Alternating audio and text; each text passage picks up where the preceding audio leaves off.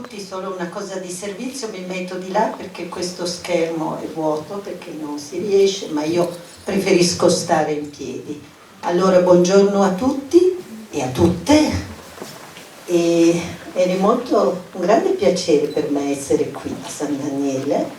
Ovviamente l'ho sempre sentito, ma non l'ho mai conosciuto direttamente, e quindi mi fa molto piacere essere qui, anche se il tempo non è clemente, ma non è clemente neanche a Torino. In questo momento fa freddo anche a Torino.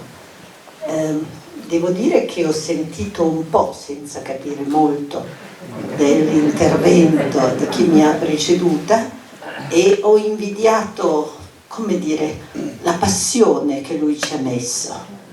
E chiaramente questo amore per il luogo, che è anche il suo luogo, poi mi ha detto, e lo invidio un po' perché, vedete, io, poi lo dico anche qui, qua, qualche riflessione mia personale, perché sono stata invitata, non me l'hanno detto, ma lo intuisco. Essere economisti non è facile, perché l'economia non è una scienza, tanto non è una scienza, io dico una disciplina sociale, quindi studia la società, che è molto difficile, molto meno sicura che non, che so io, i virus, che possiamo studiare in laboratorio. Il laboratorio dell'economia è sempre in cambiamento. E poi l'economia è stata definita una scienza triste. Quindi poter parlare della storia nel mondo riflettendo la propria passione personale, come ha fatto prima chi mi ha preceduta, è una cosa bella. Per noi è estremamente difficile, perché lo vedrete anche oggi. Io vi farò anche vedere qualche numero. Gli economisti di solito lavorano con i numeri. Devo parlare di donne nella Costituzione. Ho scelto il tema della indipendenza economica, ma ho messo economica tra parentesi, perché il vero tema è l'indipendenza. L'indipendenza economica è lo strumento. Non si può essere indipendenti, nel senso ampio del termine, se non c'è l'indipendenza economica, perché l'indipendenza economica è libertà dal bisogno. E la libertà dal bisogno è il primo requisito per essere indipendenti.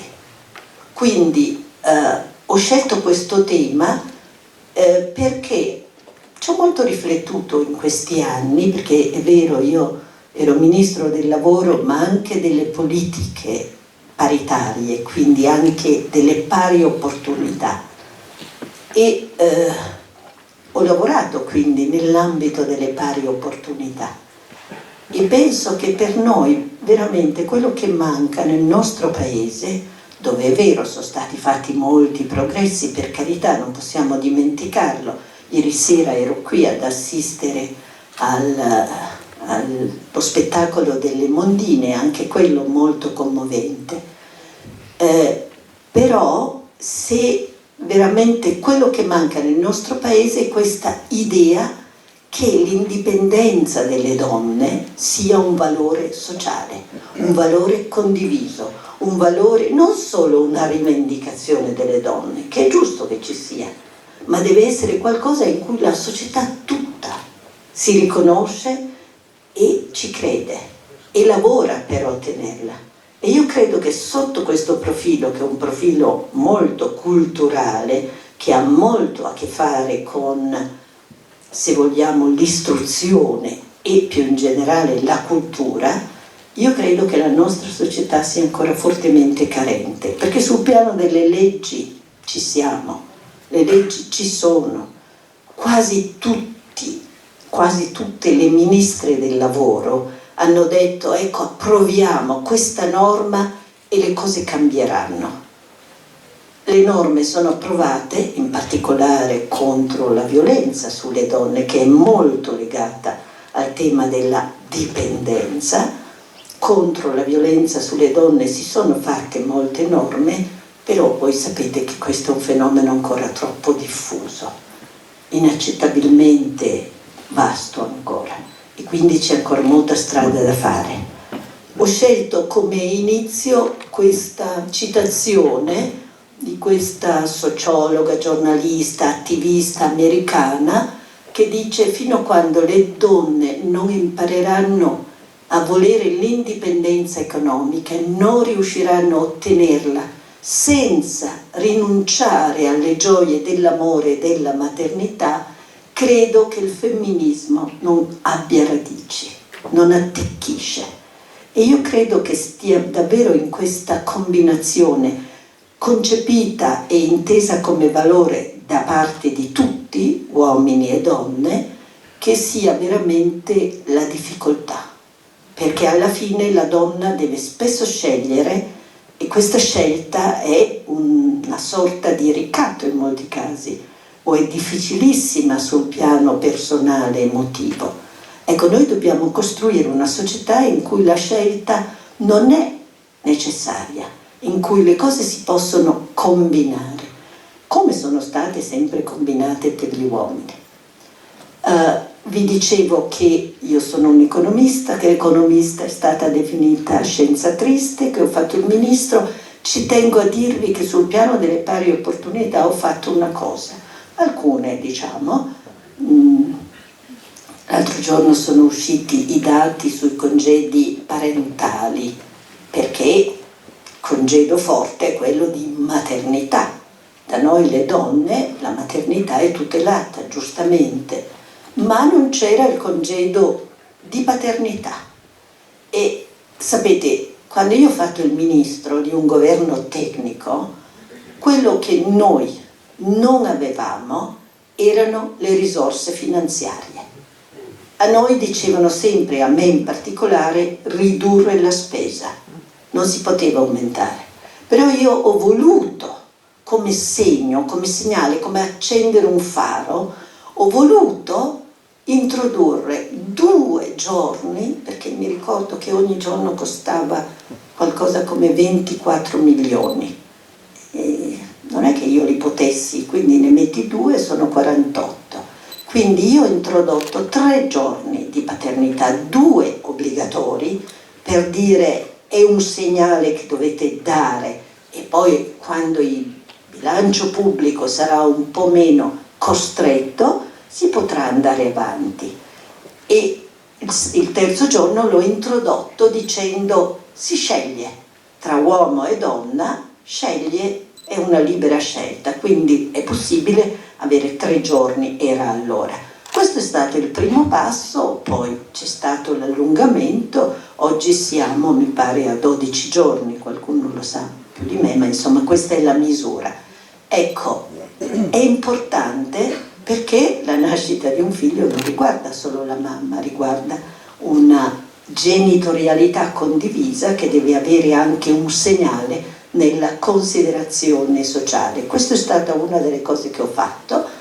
Ho introdotto i voucher babysitter. Cosa sono i voucher babysitter? Anche qui si trattava, e sono stata molto criticata anche per questo, si trattava di introdurre qualcosa che rappresentasse un segnale. Le donne hanno un congedo di maternità obbligatorio, ma hanno poi la facoltà di allungare questo congedo. Allora l'idea è stata questa, ma forse se una donna avesse delle facilitazioni in termini di servizi, senza dover ricorrere alle mamme, o senza dover ricorrere alla famiglia, o senza dover stare a casa, magari potrebbe anche scegliere il lavoro. Qui c'è sottostante l'idea che una donna che scelga di tornare a lavorare anziché usufruire di un congedo supplementare non è una cattiva madre, perché la spinta, la pressione sociale è: se puoi stai a casa. E invece noi volevamo dire, con questo voucher, che poi è stato adottato per qualche anno, e poi siccome in Italia una delle cose che manca è la continuità delle politiche per vederne i risultati, è stato abbandonato, anche per ragioni, vorrei dire, un po' scioccamente ideologiche, lasciatemelo dire, ma l'idea era proprio quella di dire: tu potresti prendere dei giorni, però decidi di avvalerti con questo voucher di un servizio di una babysitter oppure di un asilo nido.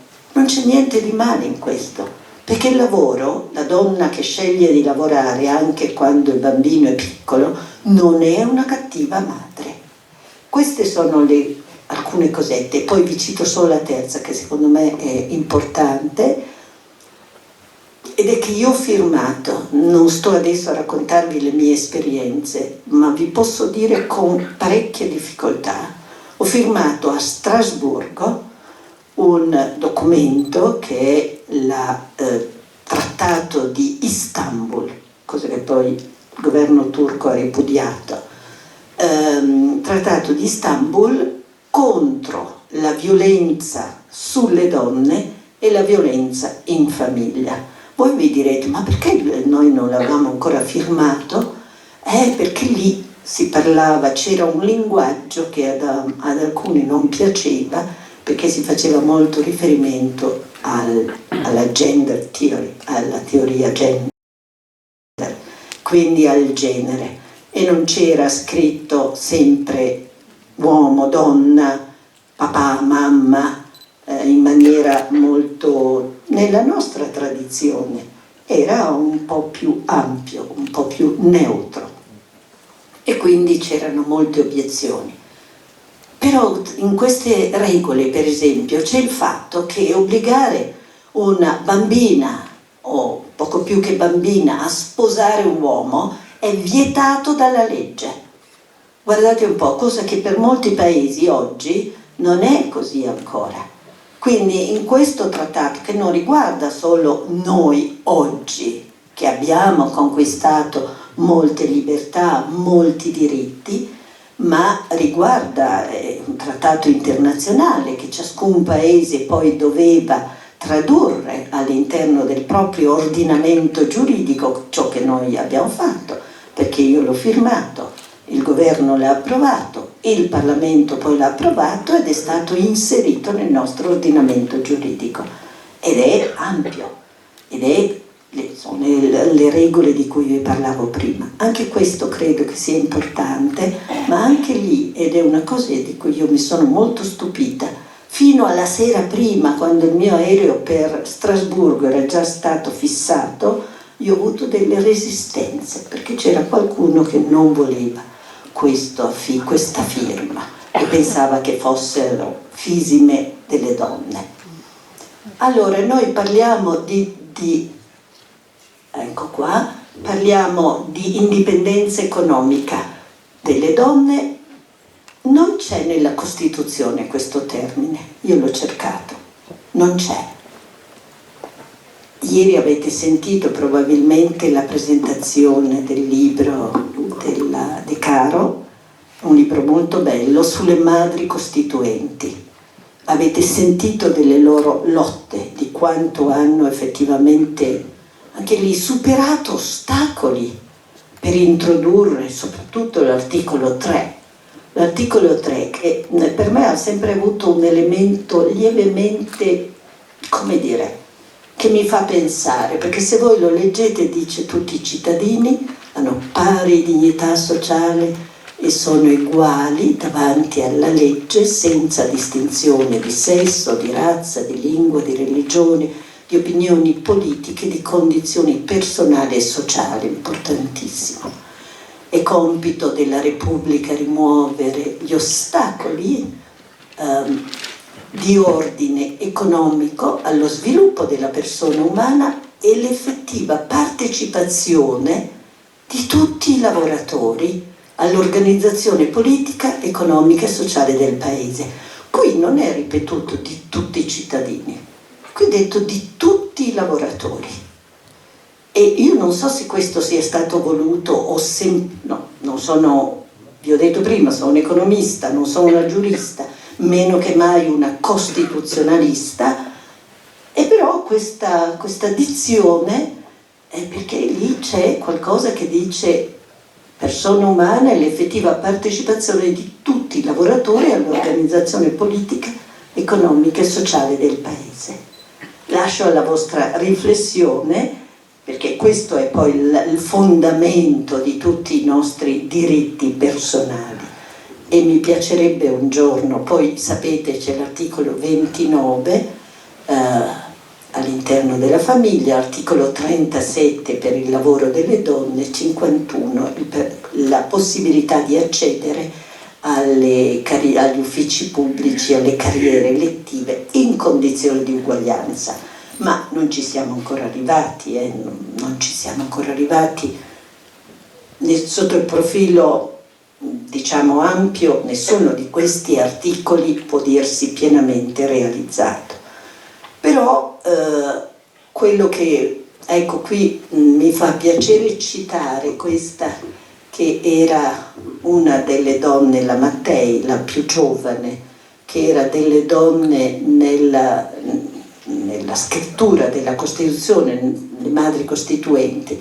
Lei a un certo punto si è alzata in Parlamento, era giovane, aveva foga e disse: beh, peggio di quel che nel passato hanno saputo fare gli uomini, noi certo non riusciremo mai a fare. Era sbottare un po' contro le resistenze, ma era una sacrosanta verità. Se ci pensate, la storia non ha.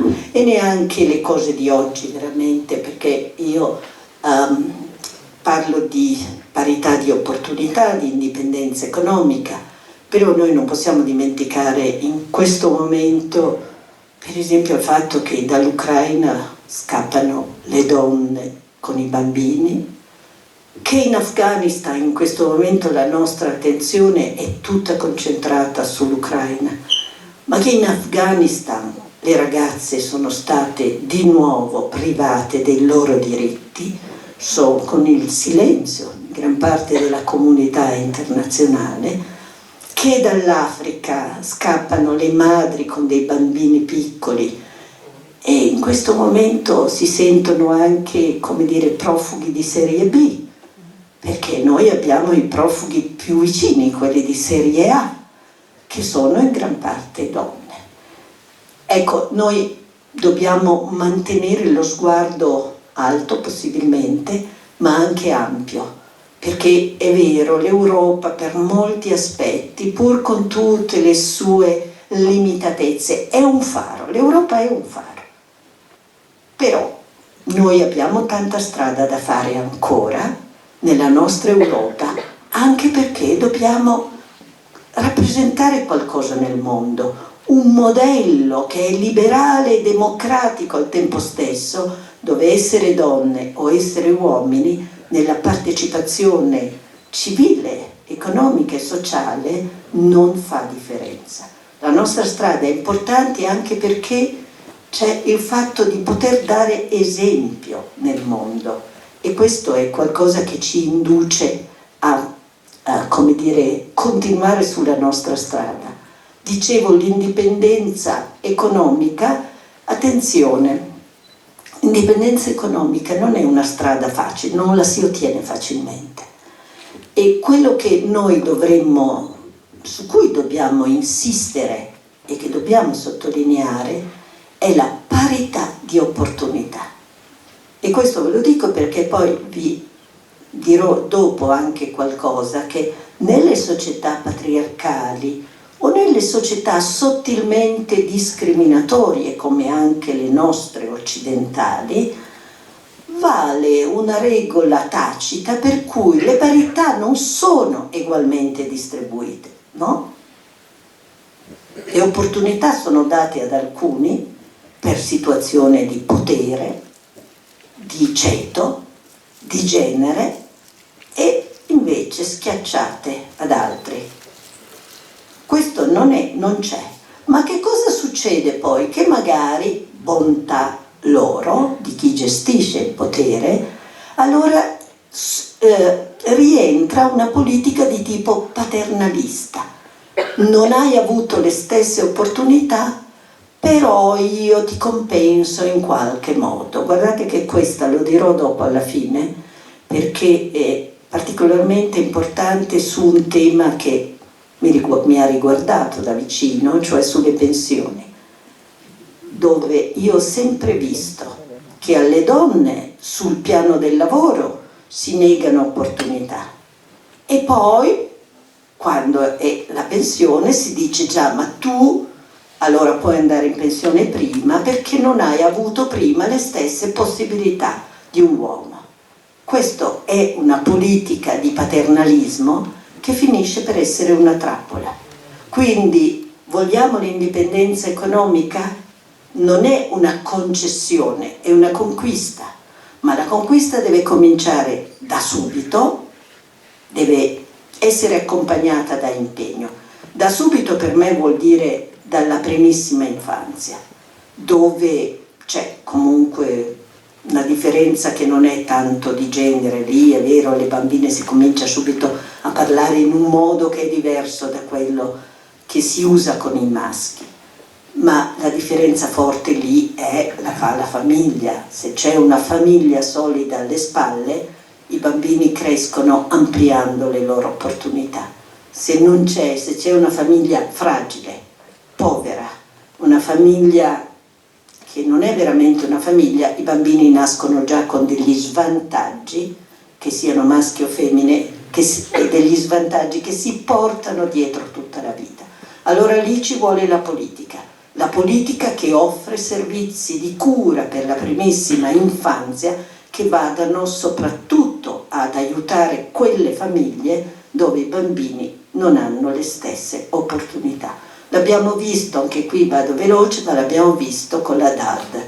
La DAD è stata una disgrazia per tutti, ma soprattutto per quelle famiglie che non potevano dare ai loro figli gli stessi sostituti che invece altre famiglie hanno dato, per mancanza di spazi, per mancanza di dispositivi elettronici, per mancanza, per rumore anche nella casa, perché lavorare in 3-4 in una casa piccola dove senti la televisione del vicino, dove dall'altra parte si litiga, non è la stessa cosa che poter studiare in una stanzetta silenziosa e magari con l'assistenza di qualcuno della famiglia e comunque con un computer tuo. Fa una enorme differenza. Quindi parliamo di opportunità da piccolissimi, di opportunità come studenti, opportunità nel lavoro e opportunità nella parte finale della vita, che è quella del pensionamento. E lungo tutto questo percorso, che Modigliani chiama il ciclo di vita delle persone, Franco Modigliani, il nostro unico premio Nobel in economia, il ciclo di vita delle persone, lungo tutto questo ciclo l'impegno deve essere quello di garantire parità di opportunità e non praticare la politica della protezione. Siete fragili, quindi avete bisogno di protezione, non avete avuto opportunità e quindi vi diamo delle compensazioni a posteriori. Allora, per fare questo, io qui potrei parlare moltissimo, ma ho scelto di, come dire, una spigolatura. E quindi ci sono alcuni luoghi comuni che vanno rimossi. Io ne ho scelti alcuni. Culturalmente vanno rimossi, ma anche sulla base dei dati. Primo luogo, superare gli stereotipi. Il primo, le donne sottraggono il lavoro agli uomini. Guardate che questo è sottile, radicato, diffuso. L'idea è che se c'è lavoro, va bene, allora lavorano anche le donne, altrimenti sono i maschi. E la normativa era molto incentrata sulla figura, lasciatemelo dire, del maschio adulto, perché i giovani, uomini e donne, sono comunque già in situazioni, in particolare in questi ultimi decenni, difficili. Quindi infatti se voi dite chi sono le categorie deboli del mercato del lavoro, c'è sempre giovani, le donne, giovani o anziane, quelle sono sempre deboli, e poi i lavoratori meno giovani, anziani. Queste sono le categorie deboli. E qual è il meccanismo che scatta sempre qui? Se non c'è lavoro per tutti, cominciamo a tenere dentro gli uomini e li proteggiamo di più. E poi mandiamo in pensione quelli un po' anziani, mandiamo in pensione le donne, o comunque le aiutiamo in qualche modo, o si aggiustano da sole, e i giovani vivono nella precarietà. Non è così. Qui bisogna, e guardate, si è cercato di fare nel nostro paese, un discorso molto lungo non lo posso fare, ma quello che bisogna fare è capovolgere il nostro modo di intendere il mondo del lavoro e fare del mondo del lavoro un mondo inclusivo, dove c'è posto per i giovani, e ci deve essere, se no emigrano, dove c'è posto per le donne, che non devono essere solo il complemento a un salario maschile quando non basta, no, devono essere loro a lavorare, a volere un salario, ad avere un salario che ha parità con quello maschile per la loro indipendenza economica. E i lavoratori anziani sui quali si dice no, in pensione appena possibile, se c'è un problema, certo, perché ci si lava la coscienza facilmente, è più difficile trovare lavoro, è più difficile fare in modo che la società offra lavoro, devi attivarti molto di più, sia come norme, sia come individui, sia come servizi a favore del lavoro. E questa è una strada che noi non sappiamo ben intraprendere. Vi faccio solo vedere che questa storia delle donne che sottraggono il lavoro agli uomini non è vera, perché in Svezia lavora l'83% degli uomini e il 78% delle donne, in Francia il 75% e il 69%, e l'Italia vedete che è qua, 72% gli uomini, 52%, il tasso di occupazione delle donne è della metà delle persone che sono nella forza di lavoro, quindi è poco. E infatti noi a livello generale siamo tra i paesi che hanno il più basso tasso di occupazione in Europa, e il tasso di occupazione con la Grecia siamo sempre lì a dividerci il primario. Quindi dietro questo c'è molto, è uno stereotipo diffuso, è uno stereotipo che ha molto influenzato la politica. Invece di fare delle politiche inclusive, per esempio politiche attive per il lavoro, si manda via qualcuno per poter far entrare un altro, come se il mondo del lavoro fosse un autobus dove quando c'è spazio ci sono 50 posti, se ne vuoi farne entrare uno che è il 51esimo, ne fai uscire un altro. Il mondo del lavoro non è un autobus, non ha un numero fisso di posti, dobbiamo come società cercare di averne di più. Non c'è nessuna ragione vera in economia perché la società non dia lavoro a tutti quelli che sono nell'età e nella condizione fisica per lavorare.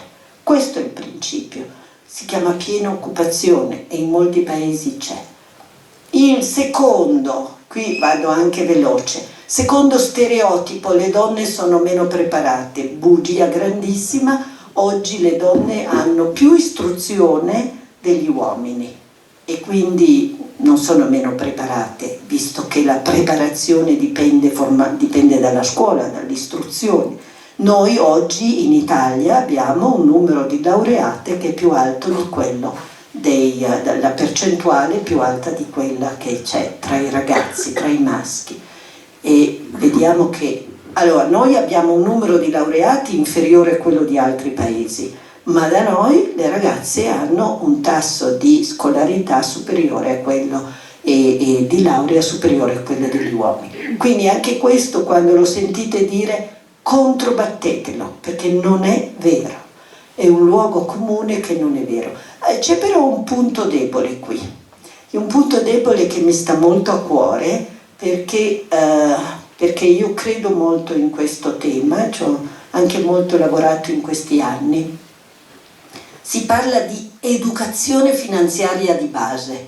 Sgombriamo il campo qui da un possibile equivoco. Quando parliamo di educazione economico-finanziaria non vogliamo far diventare le persone esperte in economia o in finanza, no. Però abbiamo l'idea, la convinzione che oggi un minimo di conoscenza economico-finanziaria sia l'equivalente di quello che all'inizio del Novecento è stata l'alfabetizzazione. Si è detto le persone devono saper leggere, scrivere, quindi apporre una firma e non una croce, e far di conto, cioè saper fare una somma, una sottrazione, una semplice moltiplicazione e poco più. Quello è stato e badate che c'era chi si opponeva all'alfabetizzazione obbligatoria. Su quale base? È sempre quella di governiamo noi, cioè l'idea che sia più facile governare una società di ignoranti piuttosto che una società di istruiti. Ebbene, noi oggi consideriamo che accanto a quelle tre basi ci voglia anche un minimo di educazione finanziaria. Guardate, è un tema grande, poi una volta se volete vengo e vi parlo dell'educazione finanziaria. Non c'è molto, non dobbiamo capire che cosa fa Mrs. Lagarde alla Banca Centrale Europea, però dobbiamo capire cos'è un tasso di interesse, dobbiamo capire cos'è l'inflazione di cui adesso di nuovo si parla, distinguere tra un valore reale, come si dice, la capacità di acquisto di una quantità di moneta, e invece il suo valore nominale, perché 1.000 euro possono valere tanto o poco a seconda di quello che comprano. Dobbiamo capire che cosa vuol dire risparmiare da giovani per la pensione, perché se aspetti a risparmiare quando sei già quasi anziano, è il tempo di accumulazione, qui c'è la questione del tempo, della capitalizzazione, è importante. Dobbiamo capire il concetto di rischio, che è un altro degli elementi che caratterizzano l'Italia. L'Italia non ha nessuna, scusate sembro troppo drastica, ha scarsa familiarità con il rischio, cioè col fatto che il rischio si suddivide, forse non dovrei dirlo qui perché questa è una terra dove tutta questa area, diciamo il nord-est è una zona di cooperazione forte, e la cooperazione nasce come condivisione del rischio prima che ci fossero le misure di welfare pubblico, è la condivisione del rischio, ma in molti casi non avere una nozione di rischio ti porta a fare dei grandissimi errori che paghi nella vita. Ebbene, cosa succede? Dappertutto, in Italia in modo particolare, le donne di educazione finanziaria sanno veramente poco. Non è una questione di cervello, intendiamoci bene, è una questione che di nuovo riflette valori sociali. Noi abbiamo anche studiato il linguaggio della finanza e guardate, sottilmente il linguaggio della finanza si ispira soltanto alle cose che fanno i maschi. C'è molto di militare nella finanza, di strategie, parlano sempre di strategie, c'è molto di sportivo, sono gli sport degli uomini. Noi l'abbiamo studiato in un articolo con delle linguiste, 2 economiste, io e una olandese e 2 linguiste, che hanno studiato il linguaggio. Ora vuoi dire, ed è molto diverso per diciamo le metafore che usa, le metafore sono molto maschili, quelle del linguaggio finanziario, e voi direte cosa c'entra? C'entra moltissimo attraverso un concetto che è stato studiato molto da di nuovo un premio Nobel dell'economia americano, che è il concetto di familiarità. Se tu non hai familiarità con una cosa, la consideri, no, io di finanza non capisco niente e fa tutto mio marito, ma non è che non ci puoi arrivare, è che ti hanno sempre insegnato che quella è una cosa da maschi e non va bene. Questo è un punto molto debole, questa della conoscenza finanziaria di base, che riguarda in generale tutti i paesi, ma da noi in particolare. Terzo luogo comune, le donne che lavorano fanno meno figli, questo l'avete già probabilmente sentito in questi giorni.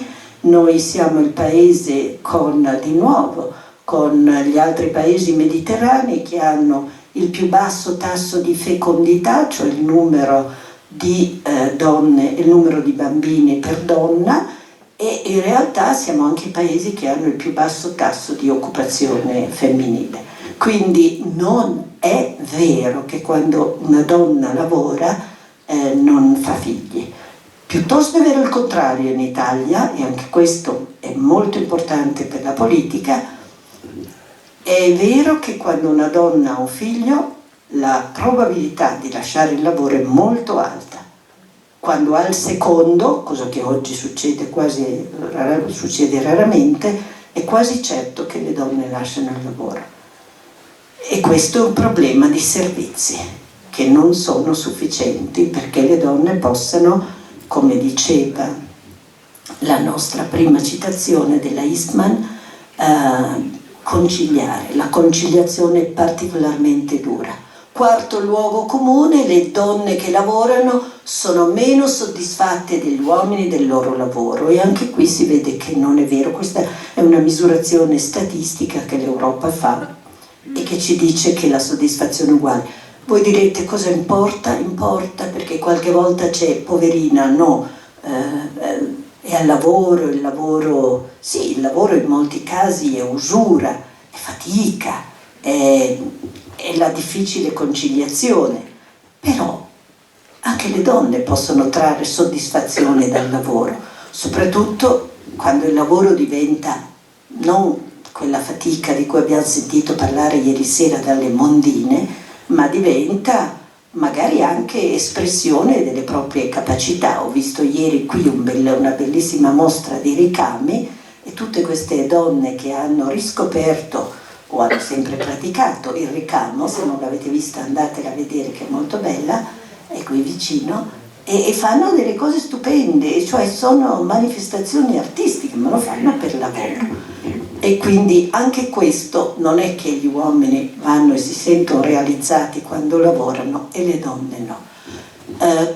Quinto luogo comune, su questo vado anche veloce, è che il lavoro di cura si addice alle donne. Quindi se c'è un lavoro di cura, questo è riservato alle donne.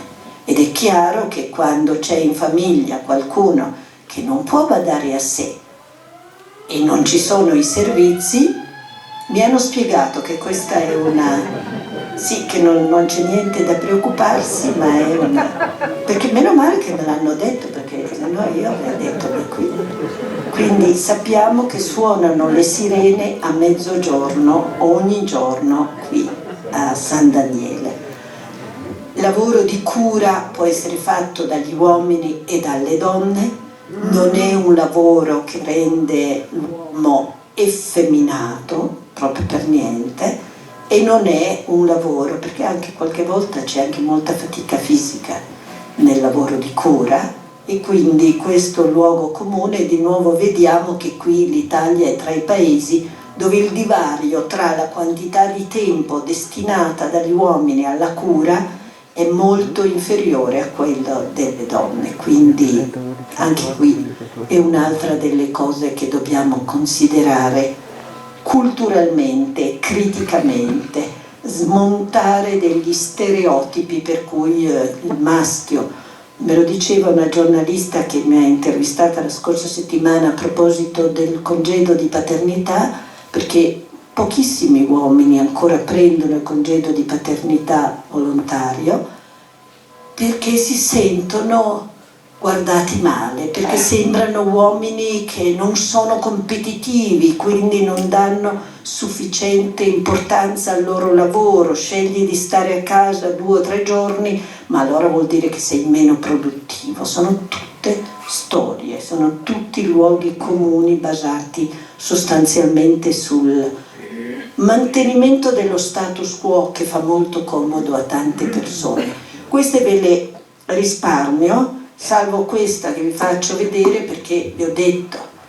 Allora, il primo punto era superare i luoghi comuni, ne ho scelti 5. Qui superare le debolezze strutturali del nostro paese. Noi abbiamo avuto un decennio di catastrofi. Prima la crisi finanziaria e la grande recessione, perché quella è stata grande recessione. Poi abbiamo avuto la pandemia, adesso abbiamo la guerra e speriamo che finisca. Questo è stato un decennio veramente terribile. Ma prima noi non eravamo in buona salute, l'Italia non era in buona salute, sono almeno 20 anni che l'Italia è strutturalmente debole, cresce poco, ma una delle debolezze è esattamente questo, tasso di partecipazione delle donne che ha un divario ancora molto alto, e quindi vuol dire che la media, quello che vi dicevo prima, il nostro tasso di occupazione è troppo basso. Ma essere occupati cosa vuol dire?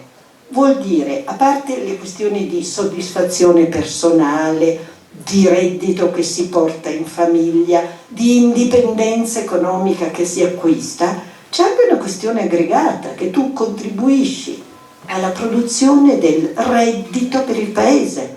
E il reddito per il paese non è la felicità, ma certo contribuisce al benessere del paese. E se meno persone lavorano, è vero, guardate che qui, guardate che in questa bassa occupazione c'è lavoro nero dietro. D'altronde non possiamo, quando dobbiamo mettere insieme le cose, e gli economisti devono molto mettere insieme il micro e il macro, se noi diciamo che sostanzialmente la nostra evasione fiscale è di circa 120 miliardi, qualcuno dice un po' di più, un po' di meno quasi nessuno, e comunque 120 miliardi di euro l'anno, quello è lavoro nero, dietro c'è lavoro nero, lavoro di tutti i tipi, lavoro semplice degli immigrati, lavoro meno semplice dei professionisti, lavoro quotidiano di chi svolge attività di vario tipo, e c'è anche imprenditori, perché se gli imprenditori non dichiarano tutto quello che dovrebbero fatturare, anche lì c'è un po' di evasione. Qui c'è lavoro, però non è un lavoro alla luce del sole, non è un lavoro che contribuisce come potrebbe al benessere sociale, quindi questa è una nostra debolezza strutturale. La bassa occupazione abbiamo vista.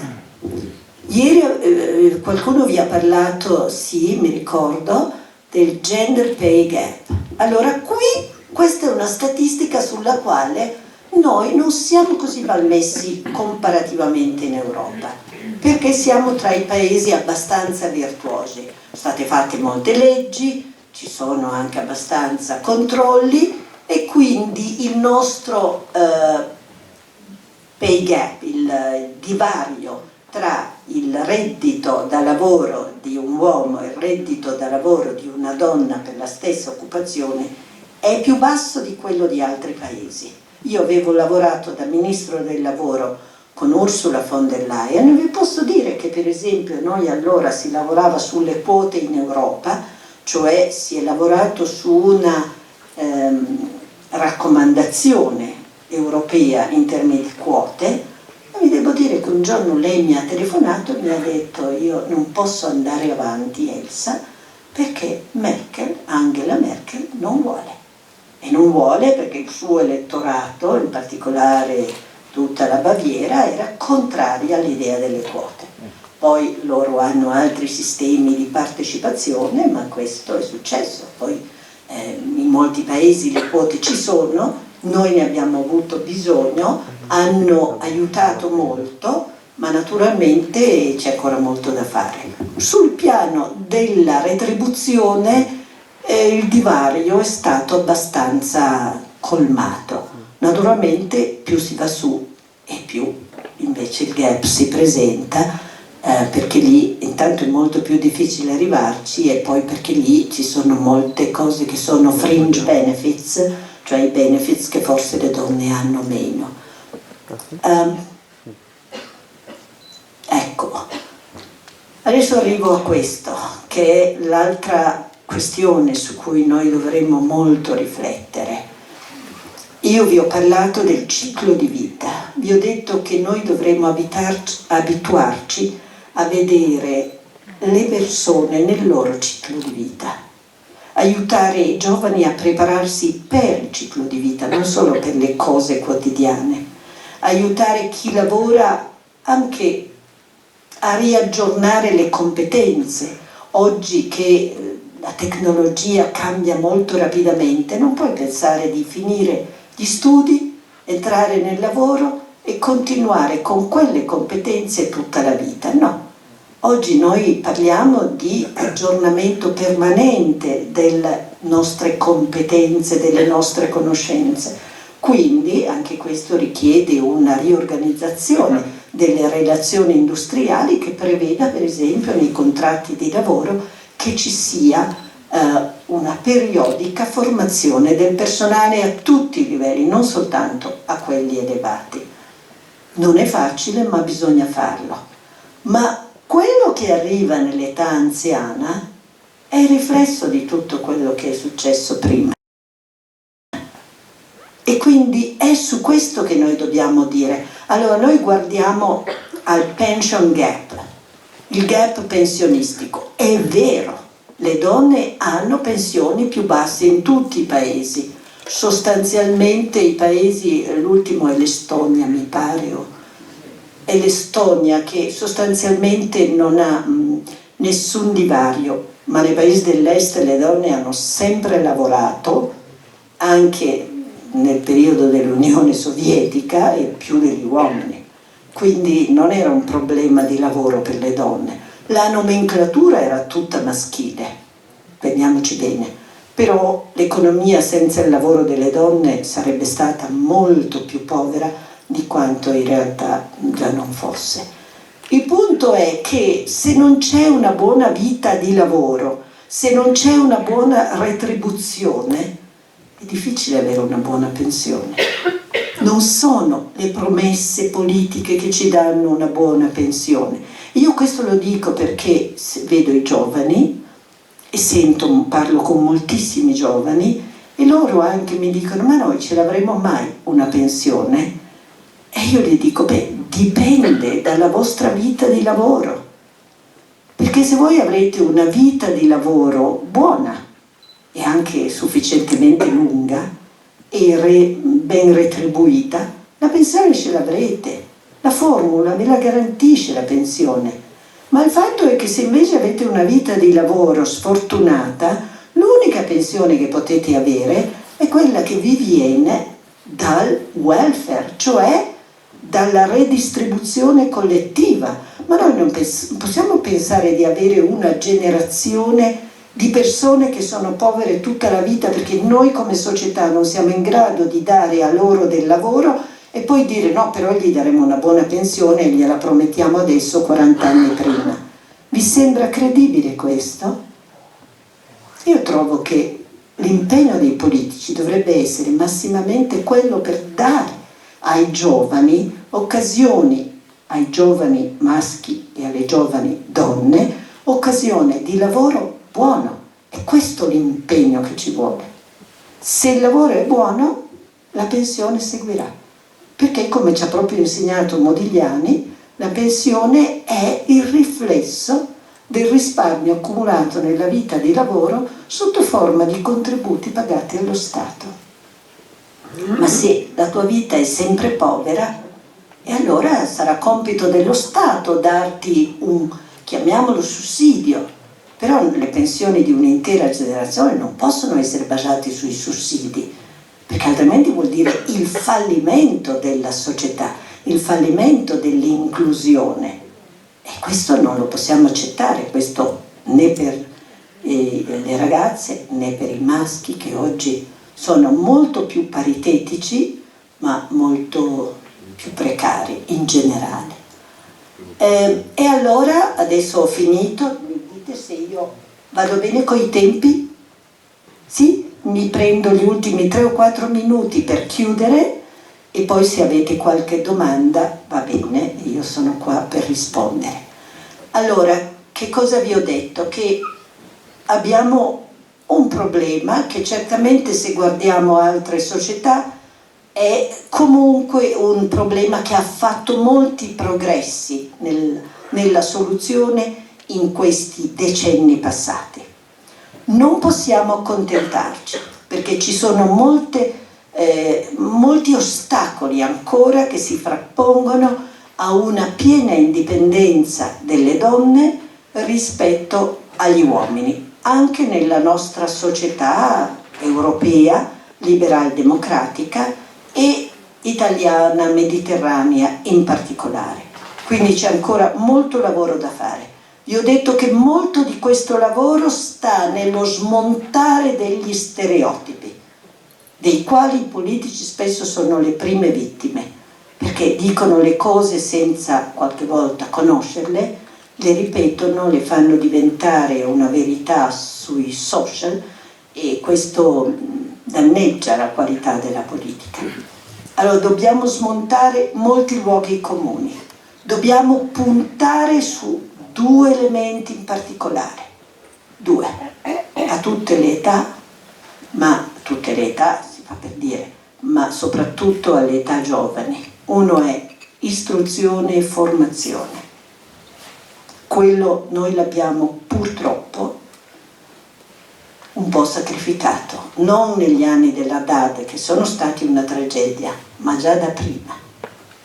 Questo è un dato di fatto che ci deve far pensare. Sono contenta di essere qui in un paese da cui è partita l'idea dell'università del Friuli, che poi è l'Università di Udine, ma mi è stato detto ieri che dal vostro territorio, dopo il terremoto tremendo, che è venuta la pressione per avere una università. E vuol dire che c'era la comprensione di quanto fosse importante come elemento di sviluppo dell'intera comunità. Quindi questa è stata una decisione lungimirante. Anzi, vi dico una cosa, sono stata invitata a Padova per gli 800 anni dell'Università di Padova e mi hanno chiesto di fare un intervento sul tema della libertà e mi avevano dato libertà e bisogno. Non è insomma una cosa non troppo da economisti, ma comunque. E ho scoperto questo, che l'Università di Padova, 800 anni, quindi 1222, è nata perché un gruppo di giovani, che non erano giovani poveri, erano di famiglie benestanti, in qualche caso aristocratici, un gruppo di giovani sono partiti dall'Emilia, da Bologna o dintorni, sono arrivati a Padova e hanno chiesto al podestà, non so chi ci fosse, a chi governava la città, di poter fare o di poter creare un'università. E lì gli hanno detto: sì, va bene, noi vi diamo il luogo, voi vi organizzate, tanto che fino al 1400, quindi per 200 anni e più, il rettore dell'Università di Padova era uno studente, perché l'organizzazione, i professori, le lezioni, che cosa insegnare, sono partiti con diritto e poi medicina, è stata tutta un'organizzazione degli studenti. Ora pensateci voi, un gruppo di giovani che si organizza e va e chiede che sia istituita una università. Ma questo non è straordinario? Si parla di sostenibilità. Oggi quell'università ha 800 anni.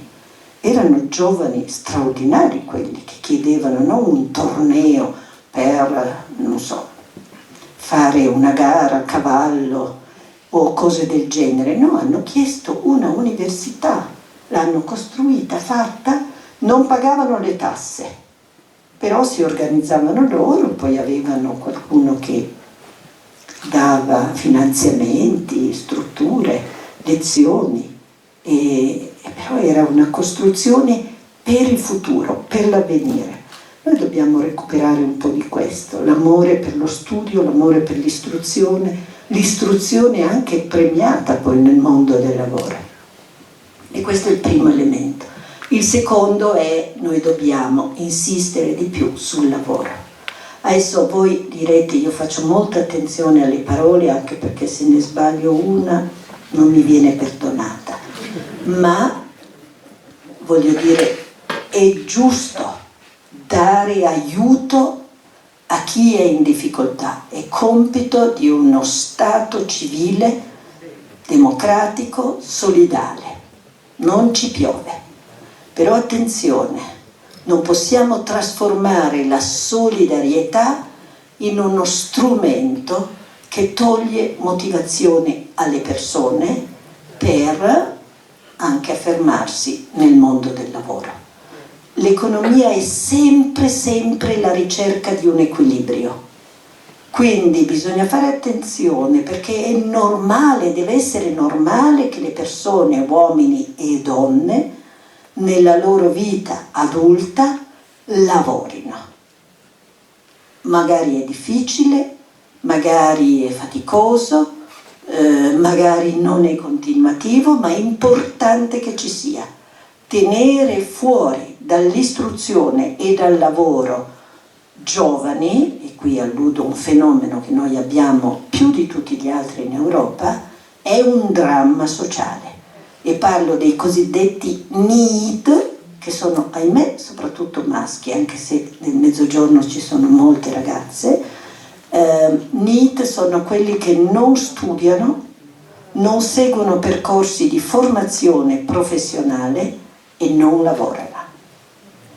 Sono adulti, non sono bambini, quindi sono persone tra i 18 e noi li portiamo fino ai 34 qualche volta anni.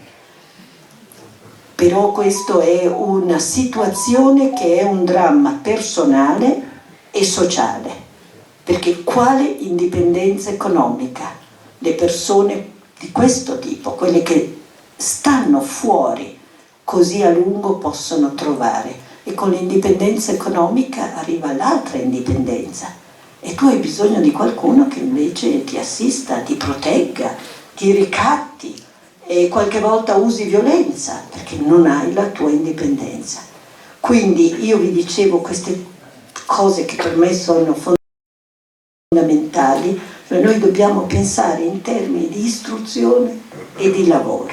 Il lavoro richiede tanto, però noi l'abbiamo un po', abbiamo trascurato entrambi in questi decenni passati, e infatti i risultati si vedono.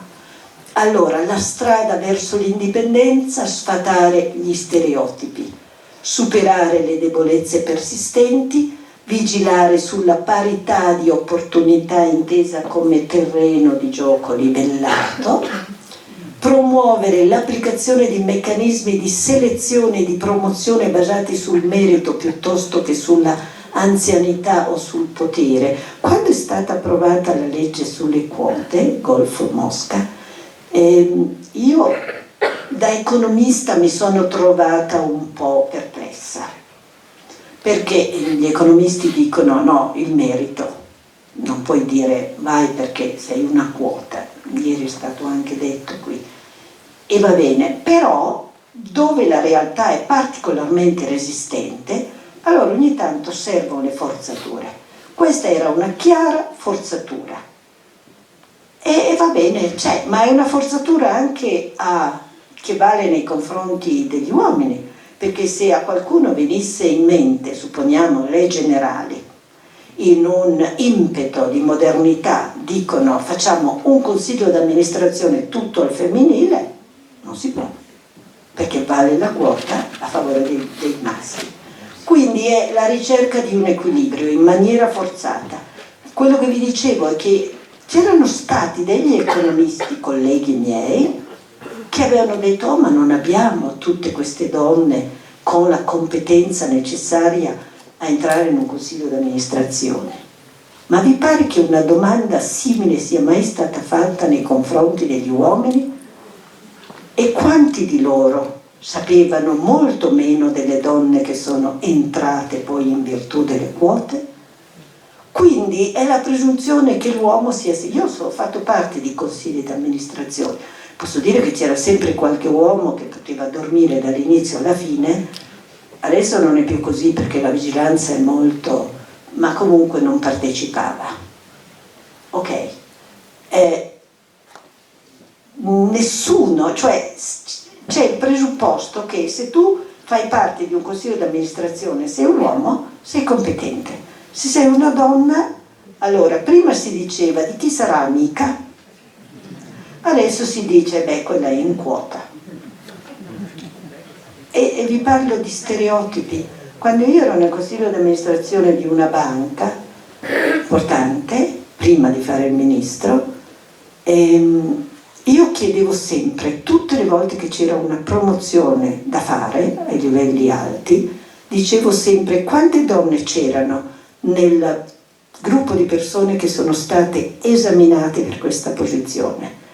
Possiamo vedere il CV e questa cosa poi ha cominciato a fare un po' di... Allora, perché alle volte neanche ci si pensa che c'è una donna che ha le stesse capacità e forse anche di più, no? Perché il riflesso condizionato è chi sono qui quelli che possono coprire questo incarico, mentalità che bisogna sradicare.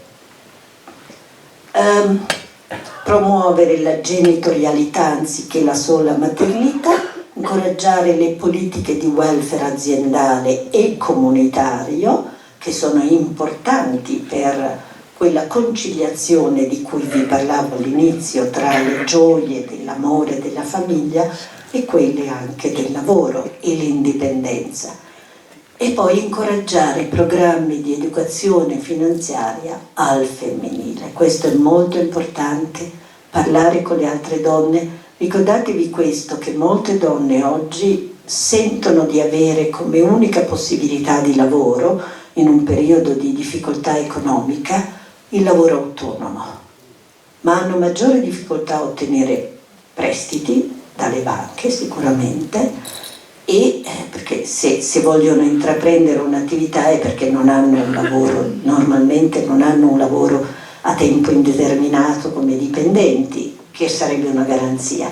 Quindi hai difficoltà, qualche volta l'uomo di casa non vuole perché la famiglia la mantengo io e tu invece occupati della casa, perché questa mentalità è ancora diffusa. E quindi oggi il lavoro delle donne è un lavoro spesso autonomo. Un minimo di comprensione dei meccanismi finanziari è necessario. Gli studi della Banca d'Italia hanno dimostrato che le donne, in particolare di Nuovo al Sud, sono particolarmente esposte a rischio di usura, perché se hai bisogno di soldi non ne vuoi chiedere a tuo marito perché magari quello protesta a modo suo, e allora ti rivolgi a qualcuno, e questo qualcuno magari è un usuraio, perché c'è vai che ti presta dei soldi e poi magari ti dice no, ma l'interesse è poco. Se tu non sei in grado di capire quanto è il peso di un tasso di interesse, che magari all'inizio sembra vabbè adesso mi dà questi soldi poi pagherò, finisci in un circolo che è un circolo, una trappola infernale, e sei esposta alla delinquenza. E quindi questo è un tema molto importante per la promozione dell'indipendenza delle donne. Possiamo naturalmente, questa non è un elenco esaustivo, qui poi c'è l'impegno quotidiano di tutti noi, quando parliamo con le persone, quando parliamo con i bambini e i ragazzi, perché comincia da piccoli l'educazione alla parità, e quindi c'è l'impegno quotidiano di tutti. In definitiva quello che è importante è sentire, torno all'inizio, sentire l'indipendenza come un valore di ciascuno e un valore della società. Allora termino con queste due citazioni. Una è di Charlotte Bronte, Jane Eyre, che dice: non sono un uccello, non sono caduta in nessuna rete, sono un essere libero con una volontà indipendente. Ha una frase potente. E l'altra è quella di Oriana Fallaci, che dice: la rivoluzione più grande è in un paese quella che cambia le donne e il loro sistema di vita. Non si può fare la rivoluzione senza le donne. Forse le donne sono fisicamente più deboli, ma moralmente hanno una forza 100 volte più grande.